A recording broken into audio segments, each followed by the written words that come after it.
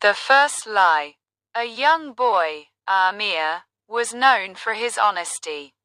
One day, his father gave him a precious embroidered handkerchief to deliver to the village chief. On the way, Amir stopped to fix his sandal.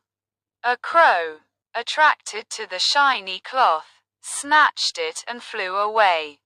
Terrified of being scolded, Amir told his father the first lie of his life. Yes, I delivered it. When the truth was discovered, his father didn't scold him but told a parable. A first lie is like a small crack in a strong wall. If not sealed, it grows until the whole structure collapses. Amir, filled with remorse, immediately confessed. His father smiled. The crow taking the handkerchief wasn't your fault. The lie was.